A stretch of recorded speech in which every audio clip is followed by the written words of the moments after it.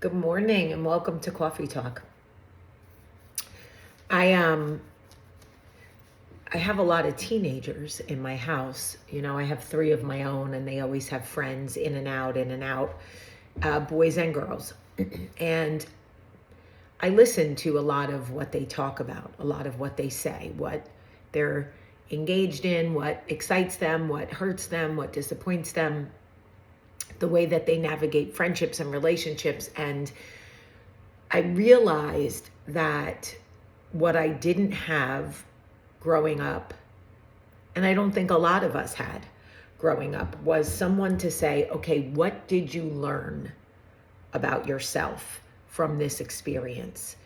A lot of times we leave teenagers to kind of cry it out, or their friends try to cheer them up. Let's go for froyo, let's go to the gym, let's get out. And so what we learn to do is kind of just move on from something. Give it time, give it space, move on. And listen, with time and space, things do work themselves out. But we're not really learning in those moments. We're just moving. And I wish that I had somebody in my life when I was young to encourage me to talk about what I learned from friendships that ended, or boyfriends that broke my heart, or whatever. So as I see these teenagers now, verbalizing what they would do differently, I think makes them more aware when they are tempted to go back and repeat the same behaviors. Because when they name it and they say it out loud, and I think this works for adults too, when you name something, when you say it out loud, and then you are tempted to go back and repeat the same behavior, your brain goes, hey, we've already named this. We've said this out loud. We know this does not work for us. Now, it's not to say that they still won't make the same decision. It's not to say that even as adults, we won't go back and revisit the same heartache, the same friendship, the same boundary, whatever. But I do think that there is a lesson for us in saying things out loud, because it does help our brain with recall.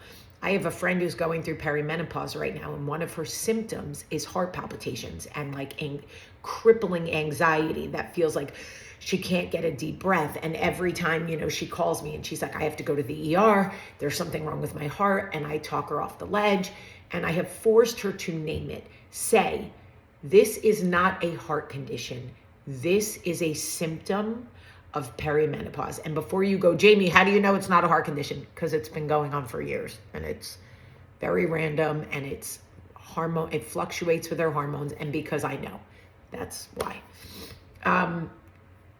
So anyway, once she said it out loud, say it. These heart palpitations, this fear is from perimenopause. I am not dying. I am not in any danger. Once she said it out loud, the next time it happened and she thought to herself, I have to go to the ER, she was like, oh, this is not, I don't have a heart condition. Her brain was like, hey, we already said this out loud. So the next time that you experience something that sidelines you, that breaks your heart, that hurts you, that disappoints you, or redirects you, name it, say it out loud, so that when you are tempted to go back and believe something about yourself, or repeat a behavior that doesn't serve you, or whatever, say it out loud. I am avoiding this deadline because I don't think I'm good enough. That is why I'm avoiding blank. I do that as a writer a lot. You're not overwhelmed. You're intimidated by the work you have to do because you don't feel good enough. Sit down and write. Geez, Jamie, fine. Anyway, something to think about. I love you so much today, and I hope that you have a great, great day.